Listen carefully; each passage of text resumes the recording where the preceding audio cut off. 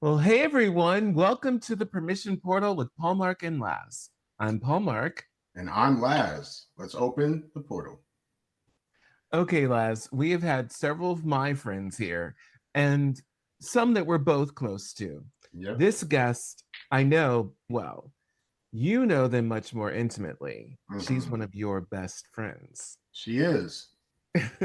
So I cannot wait to bring on this guest. Today's guest is an artist, modern mystic, and wild woman living in remote Canada.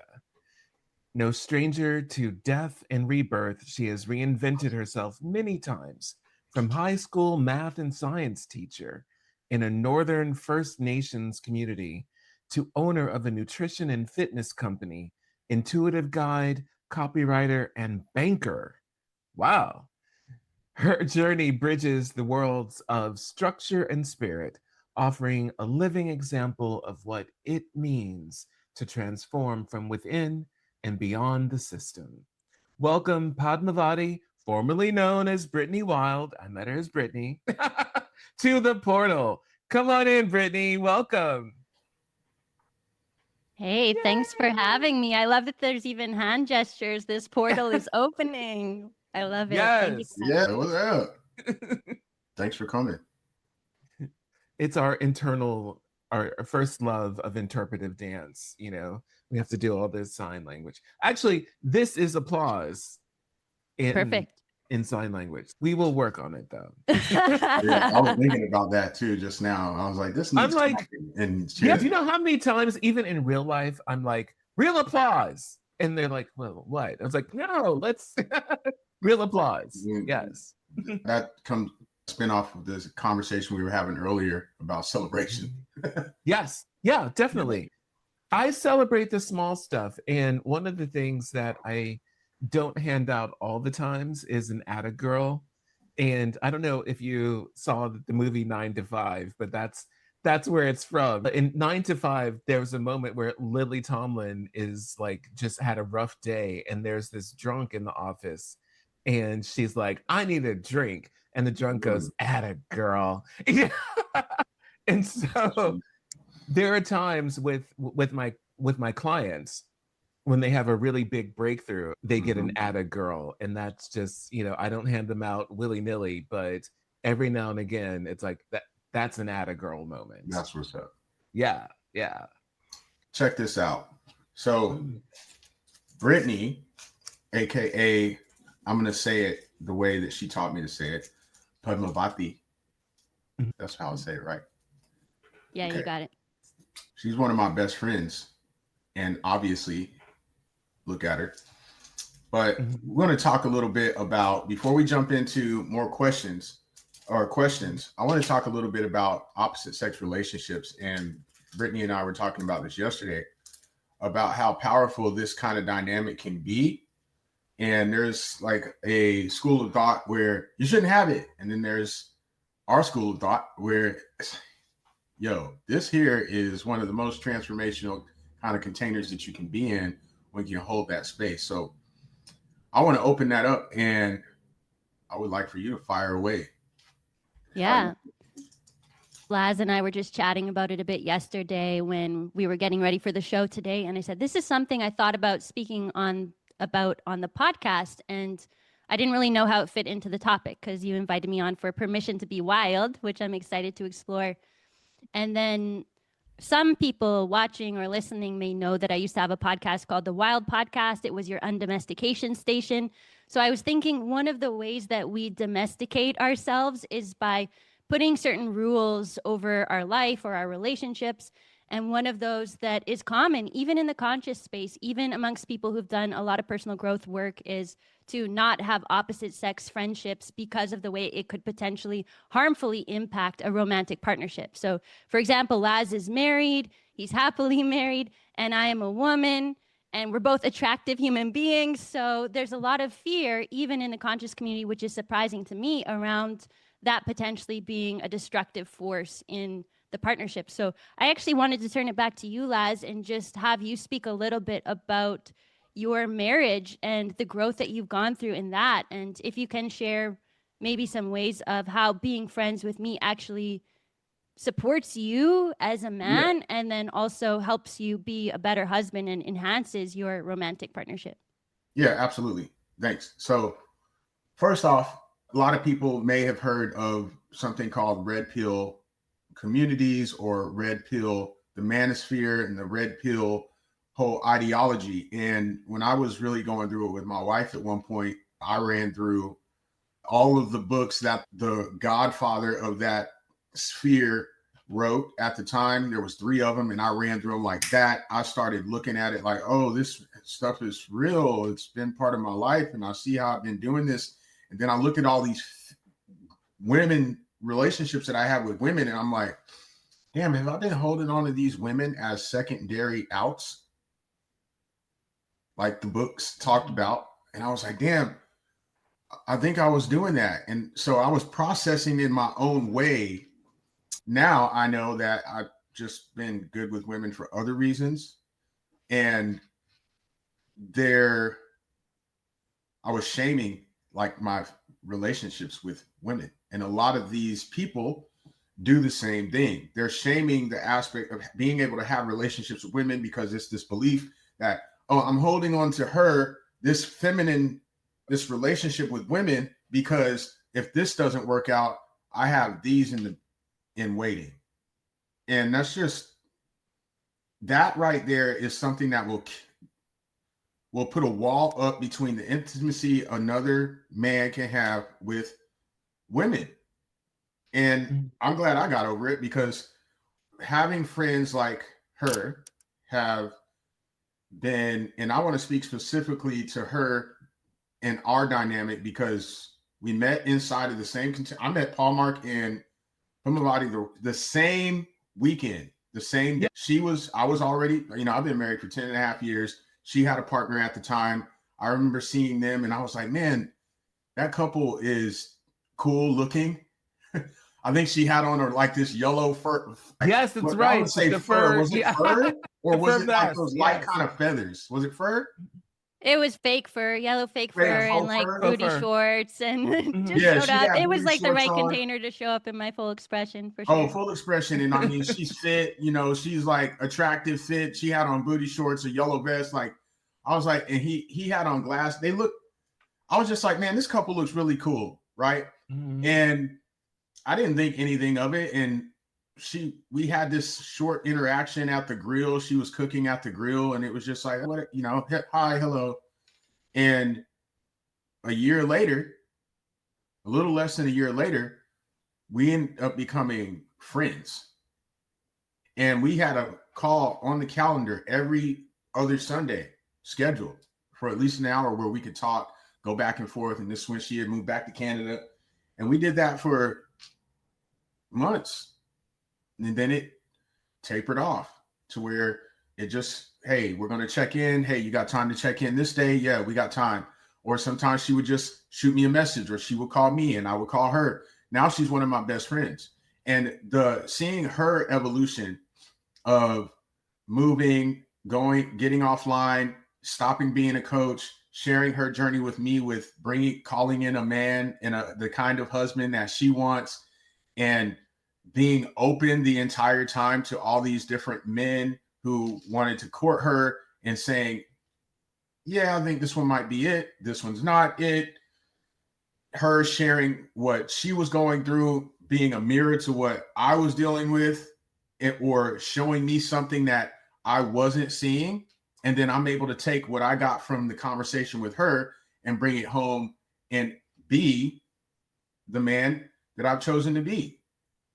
And so if men, I'm going to speak to men specifically, if you're sitting in an echo chamber that is constant, I can't have a relationship with a woman, and you're constantly shaming women because women are this way and they're that way, and you think all women fit into this fucking box, you're not going to allow yourself to see what reality is, because there's a lot of distortion flying around, and you want to allow yourself to open up and get valuable, in my experience, extremely valuable life lessons from having an authentic friend Doesn't matter if that friend is attractive and she can go out and put on something and all the dudes would walk up and be like, hey, you available type shit. It doesn't matter.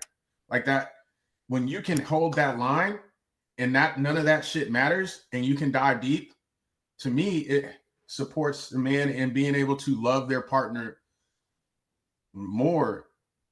I'm going to say more, but being able to accept other women. And for me, especially women like her who have been coaches, diving deep, doing a lot of deep inner work, healing their feminine wounds. And then I can talk to them and then I can hear it. And then my wife doesn't necessarily have to be doing it. And then I can come home and bring it what she said. And I can be that way with my wife. That helps my wife to heal. It has. Well, it sounds like there's an opening in the capacity for intimacy. Yes. And what I have seen many times is, and of course, in my relationships, no matter who my relationship is with, they're having a relationship with the opposite sex because I've got both of them in me. So I'm both and neither. So it doesn't matter who I am with, they get both. And I think it's interesting to talk to some of the men that have, and when I say men, I'm talking about people born with penises that accept the male construct.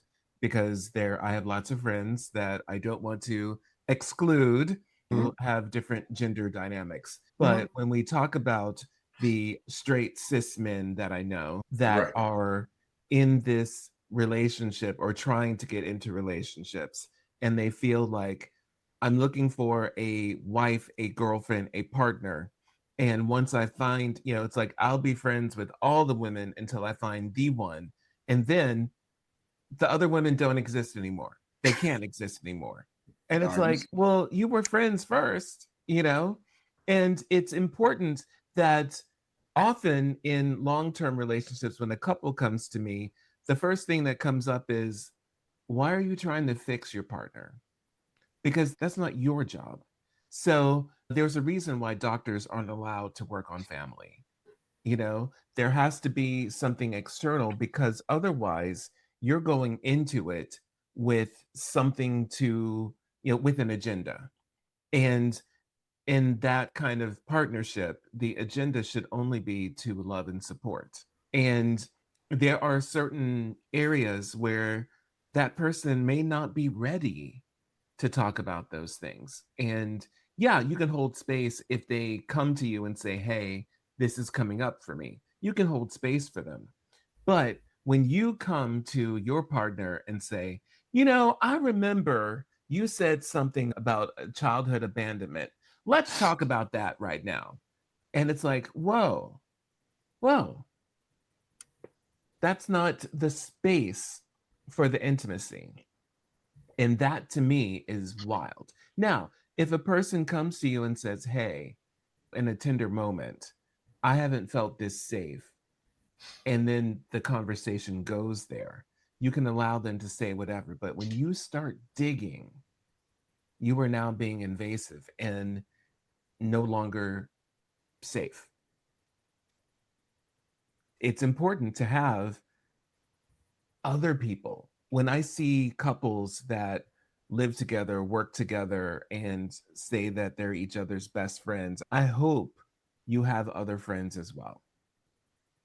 I heard one couple, and this always sat with me. This was somebody I knew in college, and they were like, we've been best friends since high school.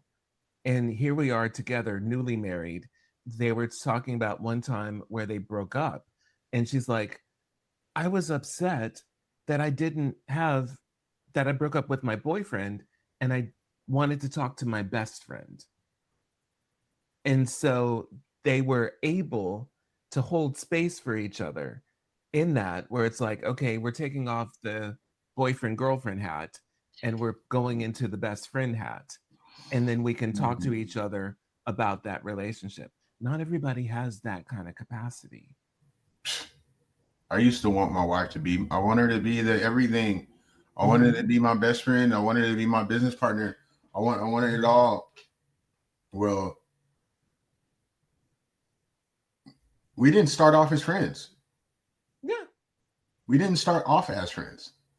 Well, you've heard me say this, but there are some people in my life who come to me and they want to be near me, and they're like, "Can we be friends with benefits?" And then I'm like, looking at it, it's like, well, no, because you just want benefits. You don't want to be a friend. You just want the benefits. And it's like, I'm sorry, there has to be some sort of exchange here. And even when someone comes to you, and I'm sure as coaches, we've all had that person who wants to come to you to ask for your advice or whatever, and is constantly doing it, has not signed up for anything, but will come to you and be like, oh, I just need a quick 5 minutes. And it ends up being like a 3-hour session. And you're like, you know what? I love you. And this is what I do professionally. And there has to be that boundary. Mm-hmm. Or there has to be some other payoff, We were in communication, like she had a container. What was it called? Wild Tribe. Wild Tribe. And it was a 12-week thing, and we were like connected, and then I got in it. And then after I got in it is when we became like we are now. Mm-hmm.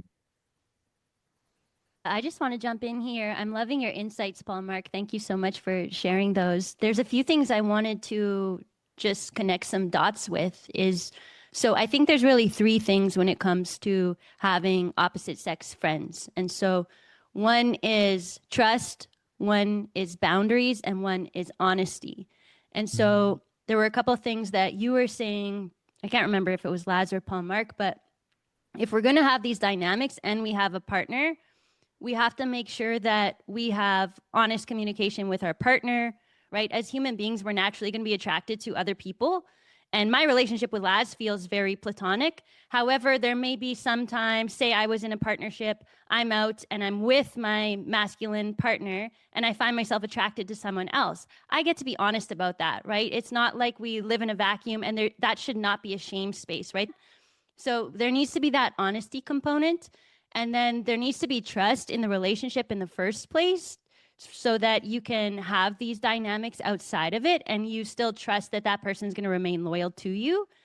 And then boundaries, right? So yeah, it's having boundaries. So me and Laz have excellent boundaries, and that's why this works, is like, and it's interesting because they're not necessarily something that we have outright spoke to each other. It's just there's been this like natural formation of our relationship container that's based on integrity and it's based on mutual support. And so the other piece I wanted to speak to is I think of this in terms of like, what is the trajectory of like the ideal vision of humanity? And for that, to me, it's like we're living in these like modern tribal dynamics. I think of it as like becoming indigenous again. So like gratitude for all the indigenous people.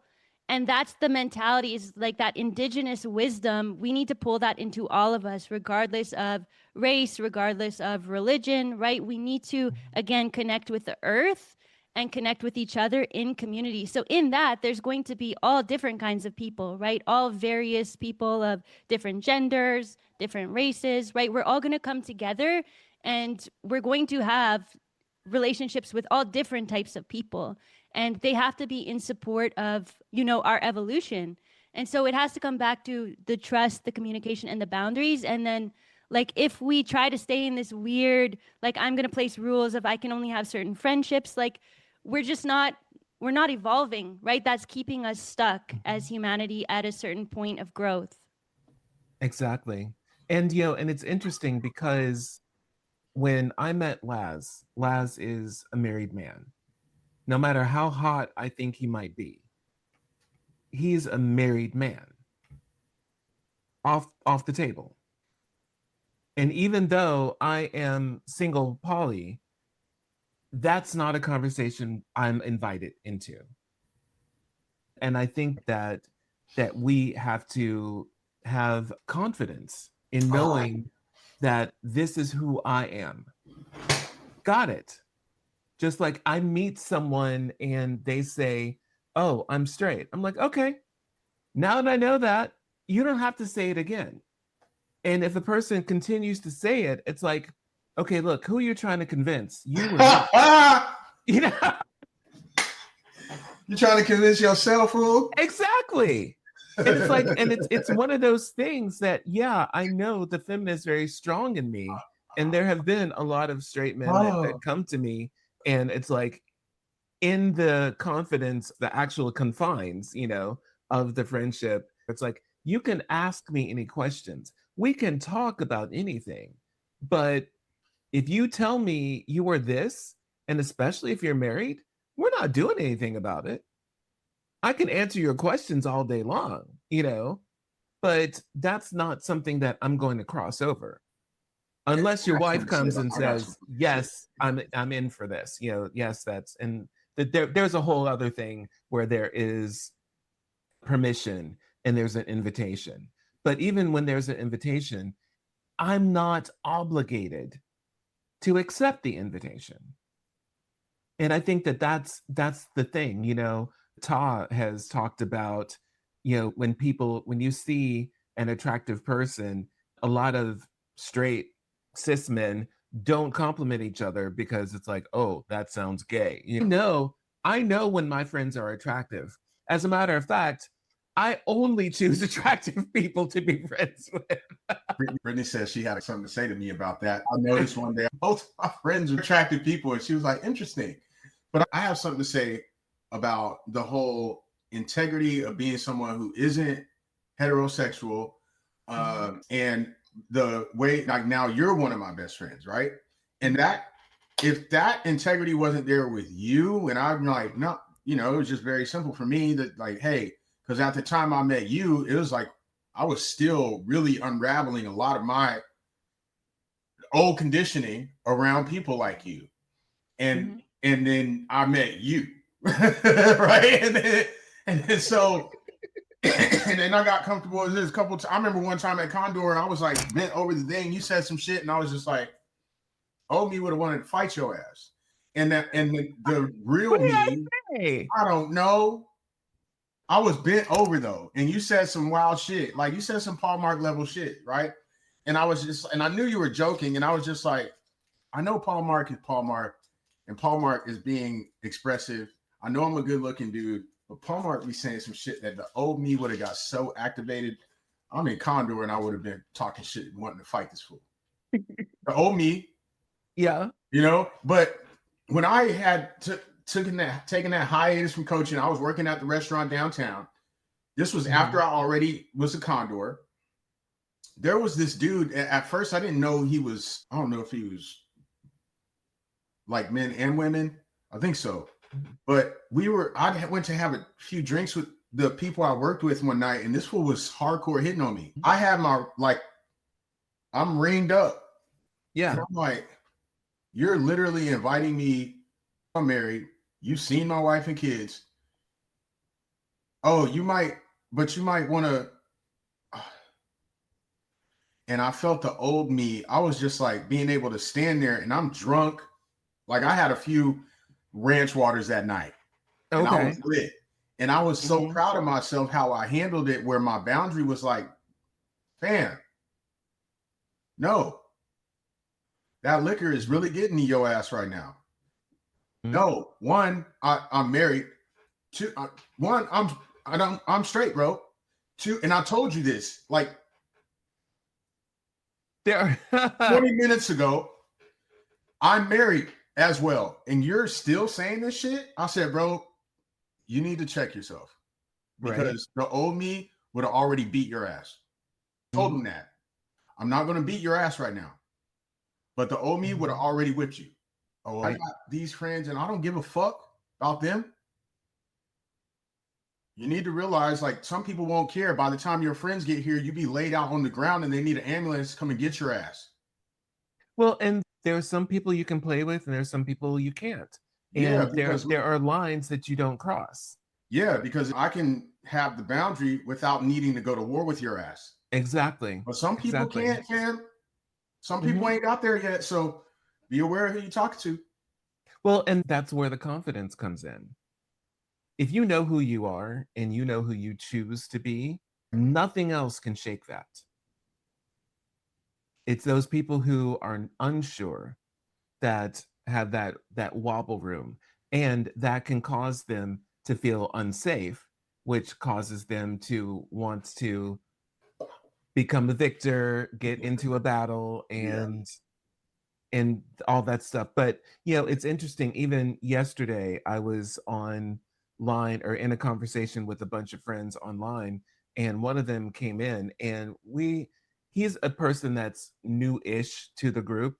Like, he's been off for a bit, so he knew them before I met them. I've gotten into the group, and now he's coming in, and so there's a level of banter that we have. We have this thing where it's like, so it's a TikTok community. And so you can give each other these little hearts on fingers. And so we have this thing about like fingering each other. It's like, oh, while you're here in the box, we're inviting people to come into the box, and it's a whole lot of banter, and it's Yo. just banter. But when somebody comes up and it's like, oh, I came up into the box, well, thank you for coming into my box.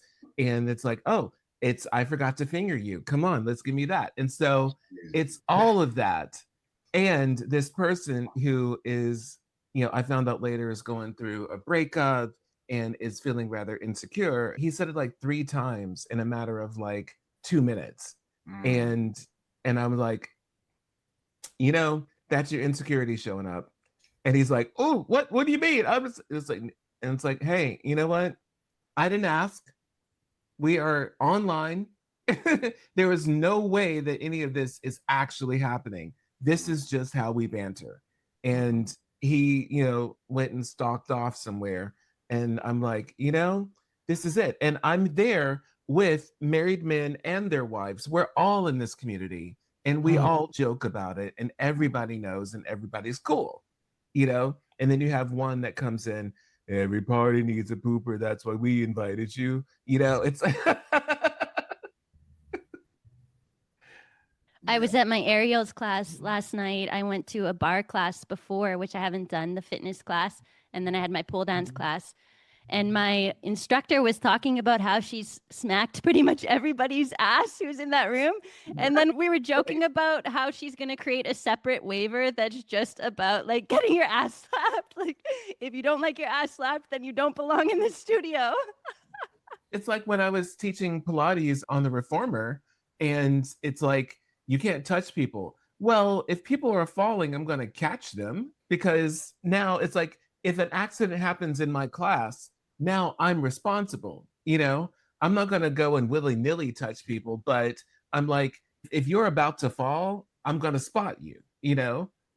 And it's an interesting space to be in. But again, when you're in that corporate space, people are so litigious that it's like, even looking at somebody the wrong way, they want to sue you. It's like, you've assaulted me. You assaulted yourself. It's like when I play football or sports, especially my generation, you do a good job, you make a badass play, you're getting slapped in the helmet, on the shoulder pads, on the back. You get that. Or they're going to be like, attaboy, and smack the shit out your ass. Mm-hmm. Nobody thought anything of it. However, football is very homoerotic. I'm just going to say. Of the sports, football and soccer, or actually football and rugby, are the most homoerotic. Yeah. I always suggest opposite sex relationships, dudes, bi-gender, masculine bros. Mm-hmm. Get out your head and into your heart and be honest. Right. And if you think you have to, I'm just saying, stick your dick in every woman because she's hot, then where's that shit coming from? Right. Anyway, and then there's also a consent conversation there too, because you might not be invited. Yeah, of course. And speaking of invitations, Padmavati, you're a projector in human design. So what are your superpowers as a projector, and how are you embodying them? Yeah, thank you for asking this. Paul Mark asked me before what questions I wanted, and I said I wanted to be surprised by the questions. So this is a total surprise. I am a 6'2" projector, so I'm role model. I think we're all role models here. Yeah, We're all six And twos. we're all 6'2s. yeah, so it's something to do with my triple split that I actually need to be around a lot of people. And then my 2 line is the hermit energy. I guess one of my superpowers is being out in the markets. So that's my ideal environment too. If you go into, I think it's Human Design by Jenna Zorb. She has like an ideal environment. I don't know if all of them do, but mine is markets. So yeah, it's like being out at an event. I find that I almost often hold space for the event. People wouldn't know necessarily that I was doing that. But for example, I'll go to a music festival as a participant, but I'm like gritting the field of the festival kind of thing.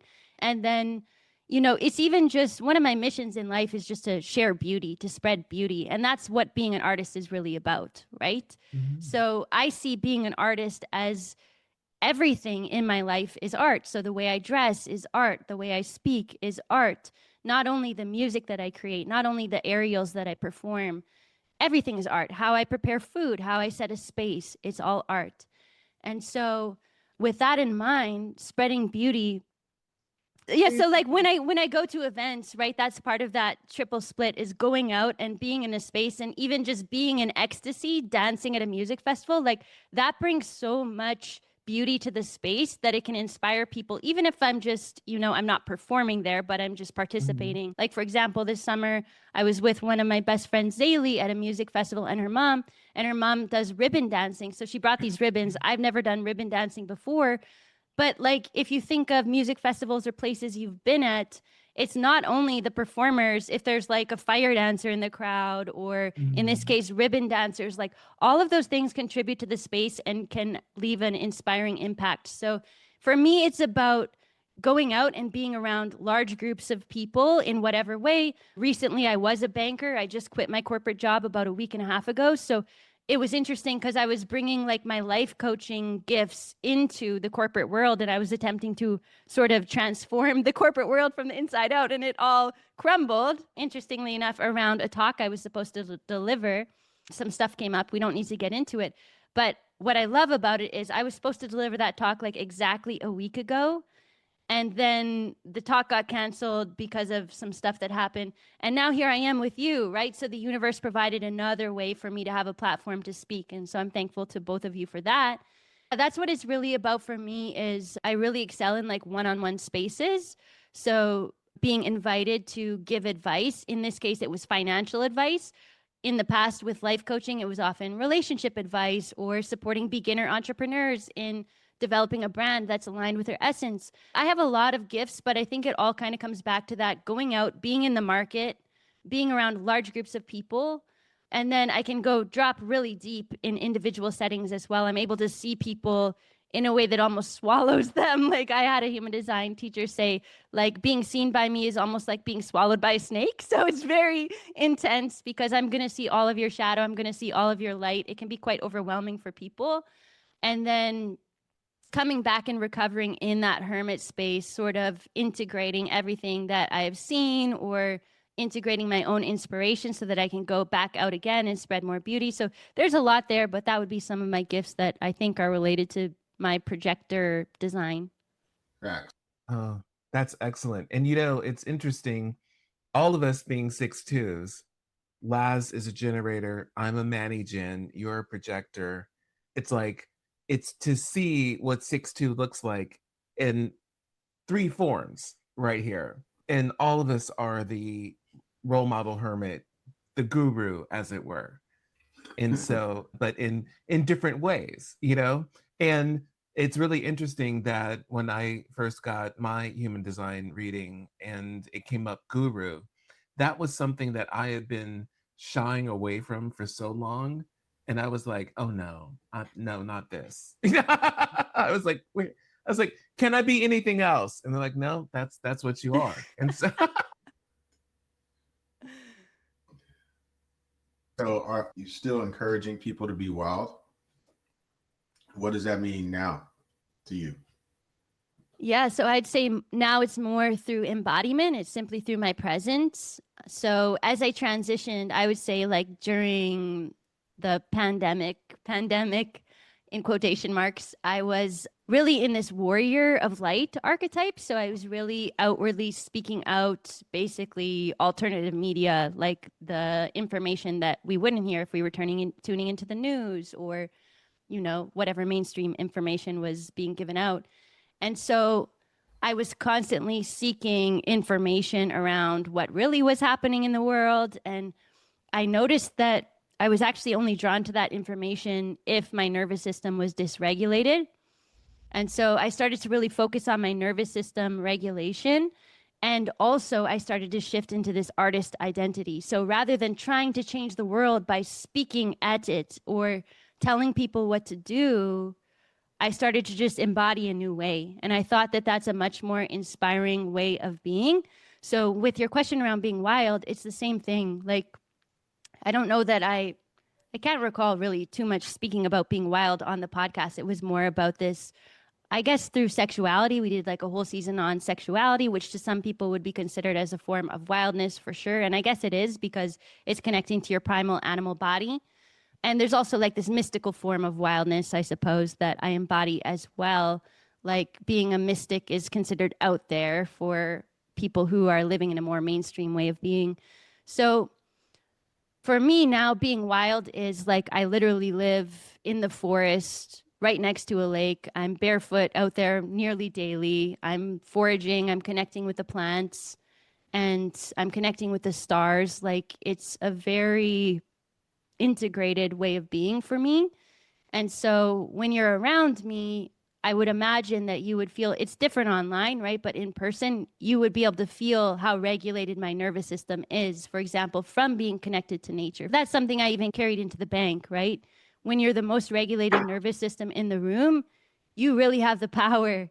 And it can sometimes just be through your quiet presence. For example, if I was in a room where there's gossip happening, and I just quietly exit the room because I'm not going to participate in that gossip, that sends a signal where people might start to question, like, okay, why are we connecting these ways? And so, yeah, I don't really like teach people to be wild unless they come and ask me and I get that invitation as a projector and they want to know, like, I don't know, how do I forage something or how do I make my own rose water or things like that, right? Or, some people might see wild as like the pole dancing or the exotic dance or things that I do along that lines. I know that women are being inspired by my pole dancing and my embodiment in that way and my sensuality. And so it's through my embodiment now, it's through my presence, it's through how I show up in the world. It's not through so much like, I'm going to tell you what to do. At that time, it was more about like fighting against the forces in the world that I thought were wrong. And then I realized, like, what if I just start embodying the new way? And that to me was the transition from the warrior to the artist. And so that's more how I inspire or teach at this point. And you're multi-talented. So you're a singer, songwriter, dancer, aerialist. Is there an art form that you enjoy most? And what messages do you want to bring forth through your art? Thank you for asking that question. I love it. So my end game is to perform at music festivals, and the vision is to combine all of those into one art form. So it's going to be like a very theatrical show with my vocals, with produced music, most likely something like EDM, and my aerials all combined into one. And light shows, all of it. So right now I'm basically in training for that. And so I'm learning the aerial component. Right now my music is more folky just because it's me and my acoustic guitar as I'm creating it and as I'm writing songs. There's this artist from Paris, I think his name is pronounced Ami Simone. And I was looking at perhaps going to one of his shows in Europe. That's actually tomorrow, so I'm not going. But when I was looking at it on Ticketmaster, his genre was, I believe it was folk rock pop. And so I think my music is going to combine like folk songwriting, which is like storytelling, with EDM. And then there'll be like sort of the circus performer component, as well as, I have a background in podcasting and coaching. So there'll be like, inspirational speaking basically at the same time. So it's going to be a huge conglomeration of things, and that's the end game. And right now I'm just surrendered to the creative process. Dope. We met you here in the United States, but you're in Canada now. So how did that come about? So some of the topics that I am already writing songs about, one of them is like anti-racism, like in sort of a satirical way. My song called Shotgun Wedding, if anybody wants to find me online, you can just look up, I'm Padmavati Rising. And you can find me on Instagram and Facebook, and you'll see little clips of my song Shotgun Wedding. I'm not going to tell you about it, so you'll have to look it up. Right now, my music is not professionally produced. It's just very raw, me and my acoustic guitar, still figuring it all out. Well, you can still put that on Spotify. Yeah, I've heard worse. I'm getting there for sure. Yeah. I'm getting there. I'm probably meeting with a producer this weekend, and we're gonna just jam out, and I'm gonna learn some more things. I'm learning production in Ableton right now, so it won't be long away that I'll have some stuff put out there. So that song covers that topic in a satirical way of anti-racism, and then I'm also sharing about like my ancestral trauma healing journey in another song that I wrote, because that's a really tough one, right? Because when we look at ancestral lineage healing, often the wounds that we're carrying aren't our own. And so how do we tell that story without telling the story of our ancestors? That one can be tough to do, because then the whole family may be forced into healing that they don't really want to do or aren't ready to do if you start sharing those stories. So that's something I found over my journey. And so being able to tell that through song is something I'm really excited about. So those are a couple things. And then, yeah, also sharing one of my songs is basically about turning off the mainstream media and dropping into your soul.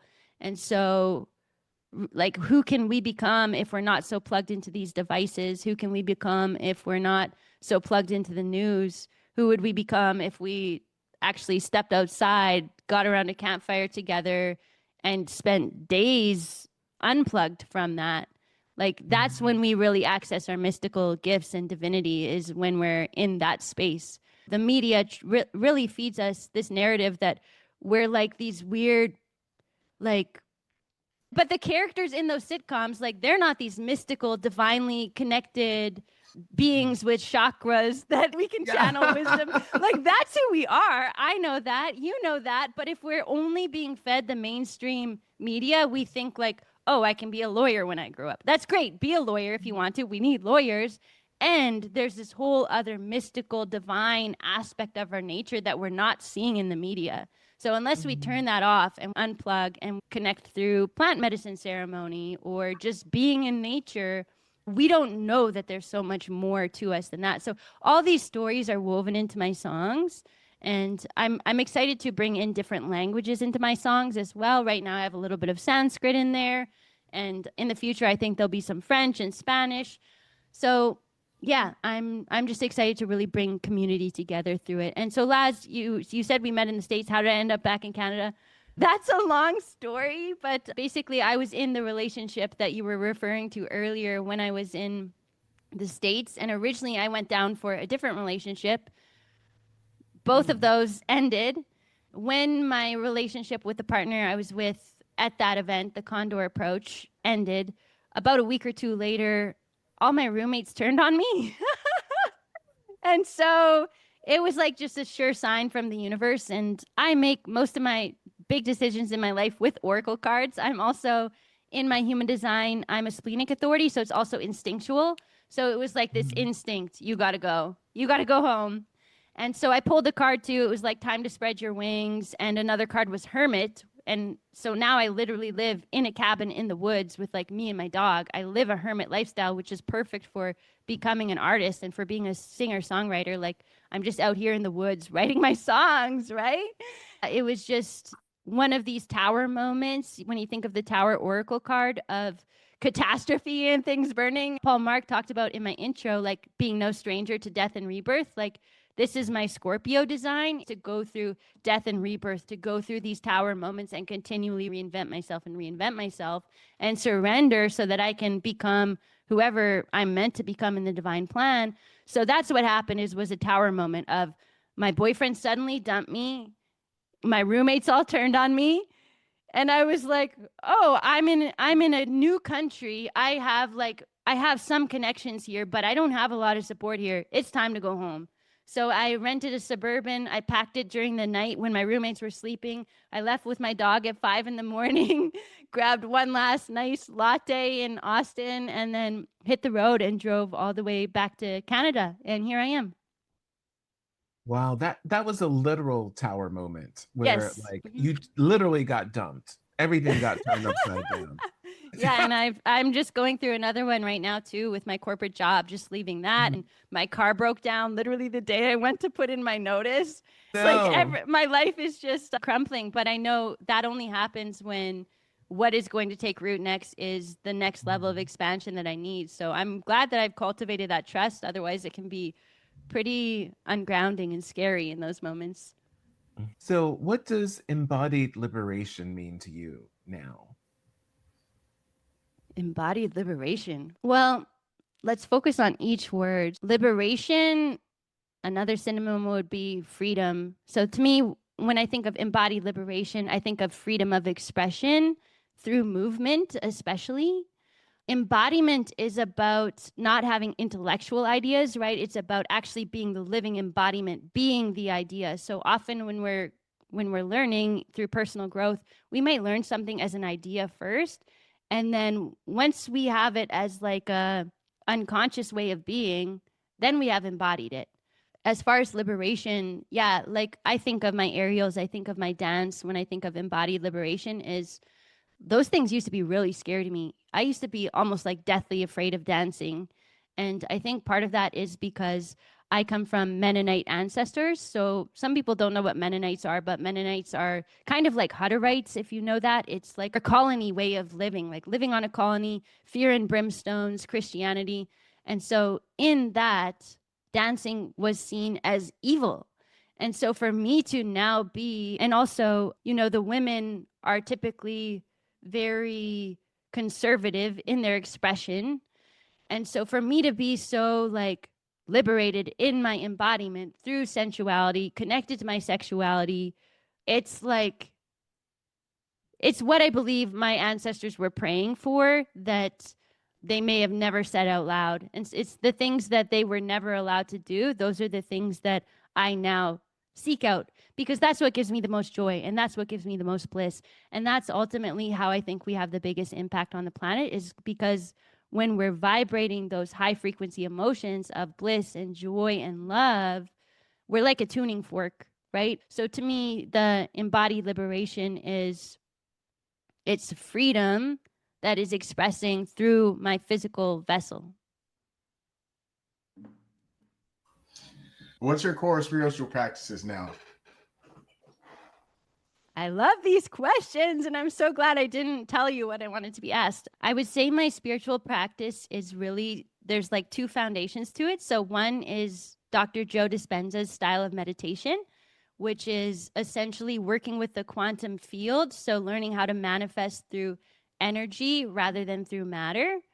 And also it's about practicing holding those elevated states of emotion. So practicing feeling bliss, practicing feeling joy, practicing feeling love, so that you then become that, and then you magnetize that as your experience. So you're no longer seeking something outside of you. You're not seeking the romantic partner to feel love. You are love, and then you manifest the romantic partner.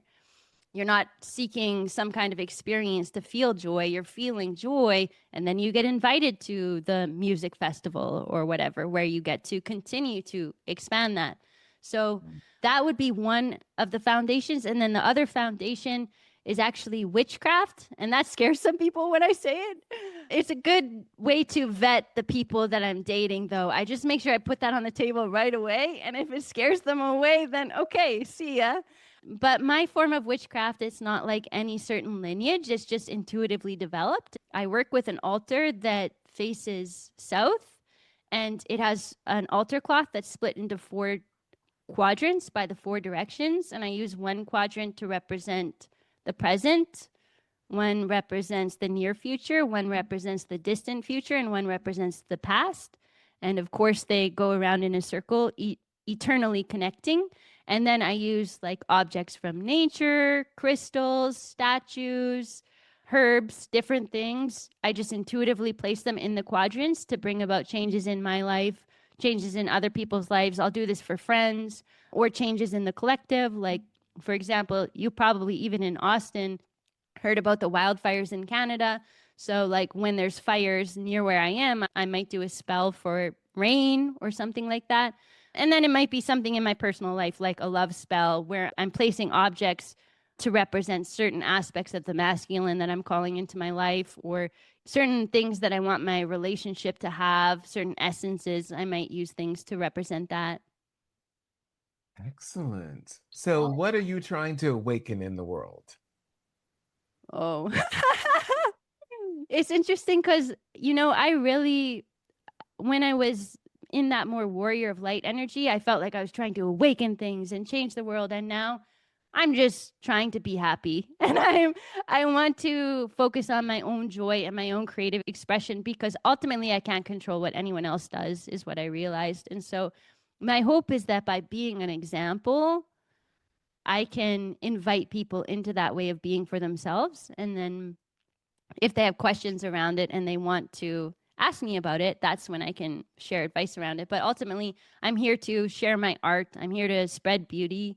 And if that inspires and awakens the world along the way, then great. But I get to tell the story that only I can tell. And that's my responsibility. And that's what I'm doing through my songwriting now. And so I really just try to bring it back to myself and focusing on creating as much bliss for myself as I can, because that's within my control. And that's how I feel I can have the biggest impact as that tuning fork, like we talked about earlier.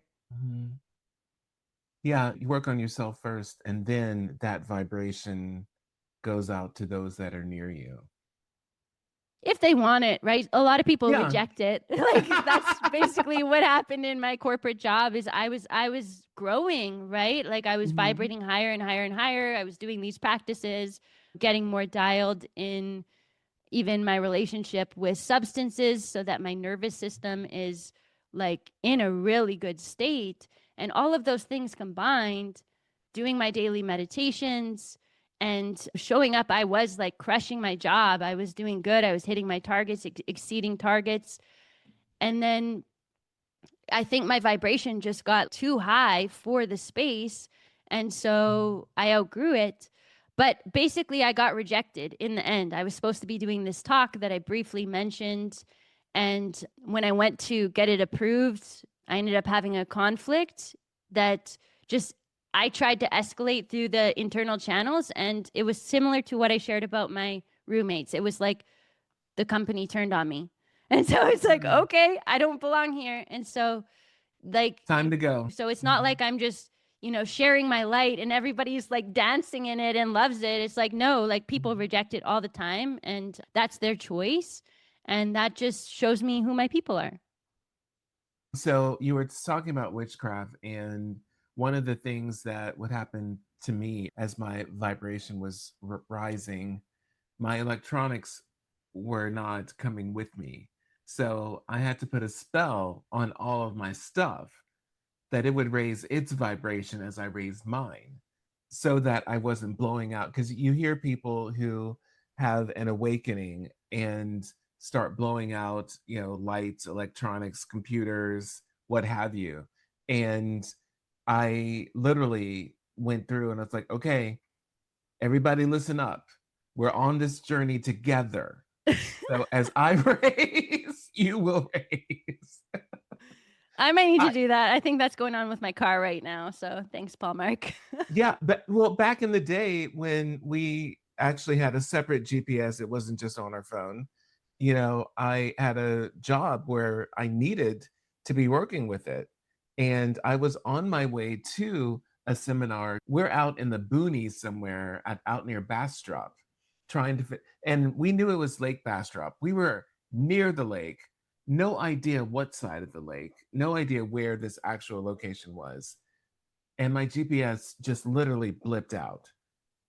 And it's like, okay, we're gonna have to find some. So luckily, I had somebody in the car with me. Call, get some directions, tell them where we are, and try and get us there. Or it's like, because phones didn't have the GPS at that time, and it was so odd. But then I'm thinking on Monday, I'm going to have to fly out and I'm going to need to have a working GPS for wherever I end up.